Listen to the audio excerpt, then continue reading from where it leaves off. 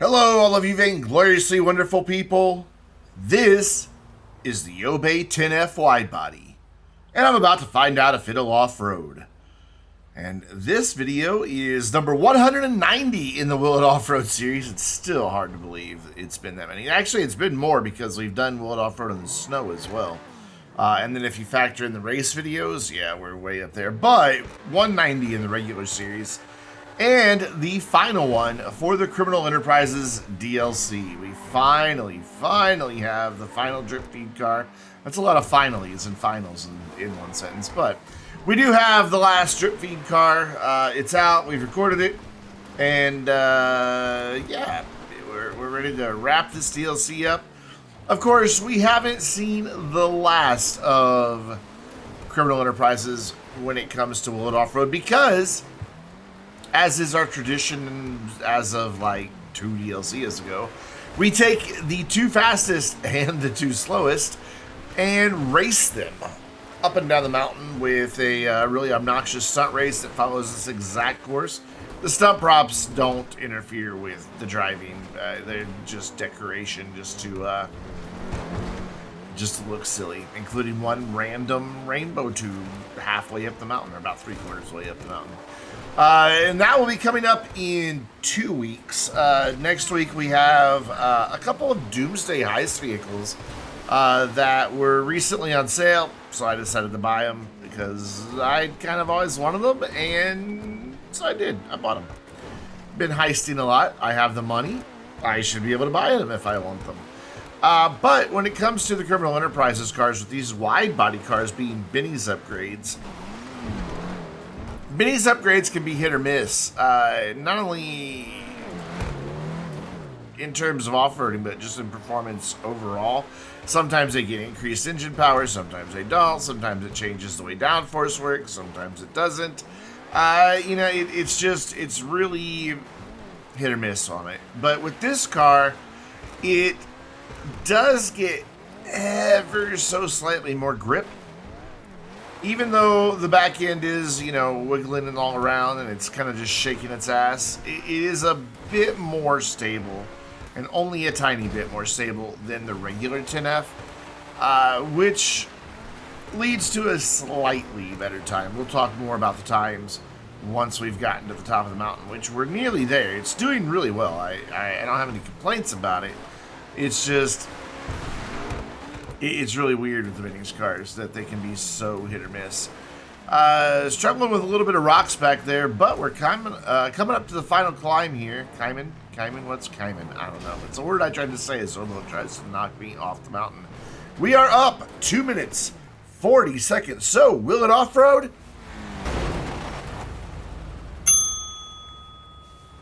Yeah, it did fine. It absolutely acceptable performance.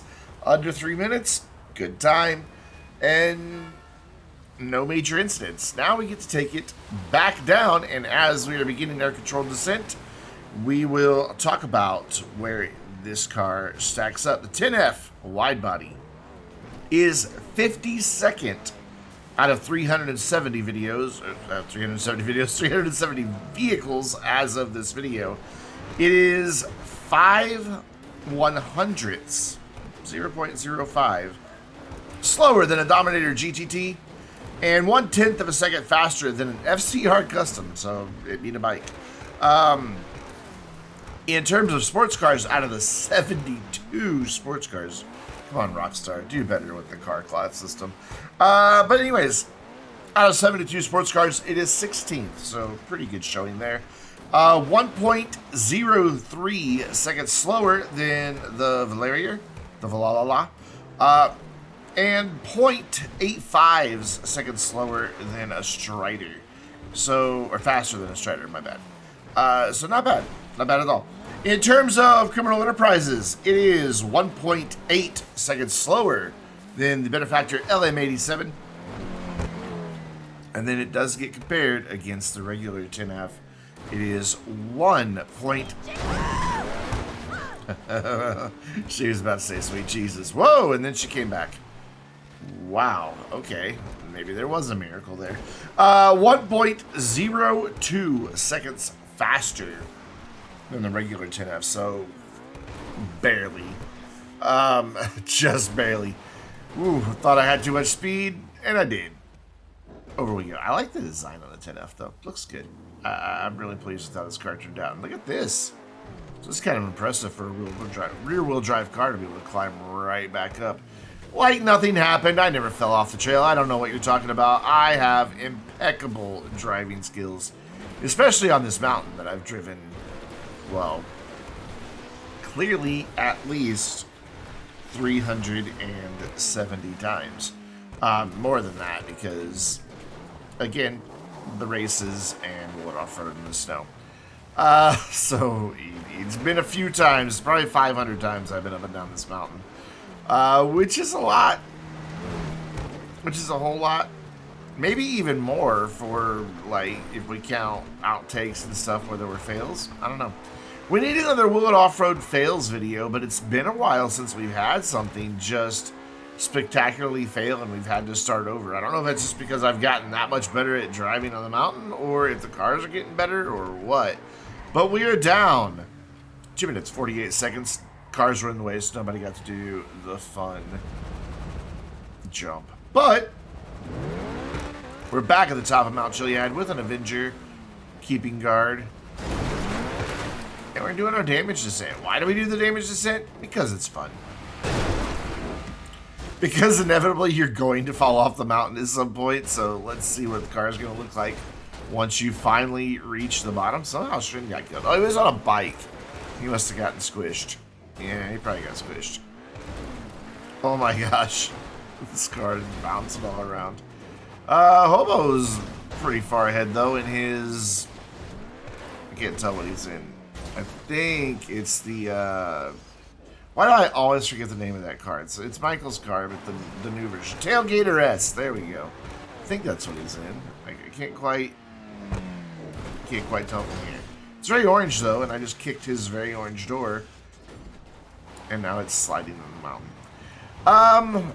Speaking of Hobo and everybody else that you've seen in the video, oh, my car is not responding. The throttle just kind of died on me there. There it goes.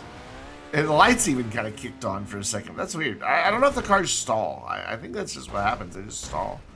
But you can see a version of Will It Off-Road that includes our Discord conversation, so you can hear all of our banter and name calling and laughter and the fun that we have. And it's an ad-free, slightly less edited version of Will It Off-Road that is available to channel supporters only. You can get access to that by being a YouTube member, making a pledge on Patreon, or being a Twitch subscriber, and then linking those services to Discord. And then on the Vainglorious Discord server, we have a supporters-only channel where I post the link to the behind-the-scenes supporter-only videos. We are down and in the middle of the highway. 1 minute, 50 seconds. Let's take a look at the damage on the 10F Widebody. All of the windows are gone. Most of the lights are missing. The left door definitely gone. The spoiler's busted. It won't come up anymore. You may have noticed that on the way down. And ever so slightly bent wheels. Just a needed tiny bit. There are our support vehicles and the dead hiker. I think Sven is pointing a gun at me. Yeah, that's awesome. Great. Comforting. But that's going to bring us to our next vehicle. The Ubermacht Sentinel Classic Widebody. A name so long I had to shrink the font to make it fit on the screen in one line. I like this car. I like this car a lot. It's a lot of fun to drive. I really enjoy it. I don't know that I want to like race with it because it does tend to just oversteer out of nowhere without warning. Like right there. Wanted to come around. Easy to correct, but it does have that tendency to want to just, you know, the back end suddenly decides it wants to see where they're going, you know, and trade places, but you just got to be careful. I dig this car a lot. I really enjoy driving it. It was a lot of fun to drive up the mountain. It was even more fun to drive back down the mountain. This thing handles the dirt and the bumps really, really well. I was quite surprised by it. Interestingly, though, again, when it comes to the Benny's upgrade, I think this thing has slightly more power, but instead of the spoiler adding extra grip, it uses a downforce multiplier, and it's not a very good one. And that will come into play. And again, we'll talk about numbers in just a little bit. But before we do, make sure you are playing Will It Off-Road Bingo. The link is in the description down below. Once you're there, just click on Generate a New Card, and then tap or click on the things that happen in the video. If they're on your card, and if you get bingo, leave it in the comments down below. We want to hear about it. I think we've had 5 winners now, maybe 6. I'm never really quite sure on that number, but it's low. It's a very low number for out of, you know, nearly 200 videos. So play Will It Off-Road Bingo. You'll have a good time. And, you know, hey, it'll be like you were there. Except you weren't, but you could have been, because if you play on PC and you're a member of the Vainglorious Discord server, you're welcome to join us, not only for recording Will It Off-Road, but for all of our community videos and the community live stream. And even if you don't play on PC, you should still join the Vainglorious Discord server. We have a lot of players from a lot of different platforms, so consoles, PC, all over the place, all kinds of interests in games. So you're likely to find somebody to play a video game with. So we would love to have you. We've got like 300 people, 250, something like that on our Discord server. And it's missing you. We need you. Aww. But the Sentinel Classic Widebody has been pretty effortless to go up the mountain. A little bit of oversteer now and then, but nothing I couldn't control. And we're up 2 minutes, 39 seconds. So, Will It Off-Road? Hi, Hobo. Yes, also hi, Donkey. I like Donkey's design on his car. It will off-road quite well. I mean, 239, that a couple years ago would have been a record. Out of the 370 vehicles that we have tested, it is 41st. So, better than the 10F. It is 0.3 of a second slower than the BF Club. Interesting. Though, kind of makes sense. And then it is 0.23 seconds faster than the Vainglorious, which we mentioned the Vainglorious earlier. Should tell you a little bit about what this does to the Obey. The 10F at least. Out of 72 sports cars, it is 14th. So 2 slots higher than the 10F Widebody. 1.27 seconds slower than the Omnis EGT. Omni? I never know if it's Omni or Omnis. I think it's Omnis. But yeah, and then same distance to the Vainglorious in sports. And in criminal enterprises, it is 7th. The new 7th. I know the Obey was the 7th. It gets confusing, okay? It is 0.53 seconds slower than the LM87 and 1.27 seconds faster than the 10F Widebody. So that bumps the 10F Widebody to a dead hiker. To 8th in criminal enterprises.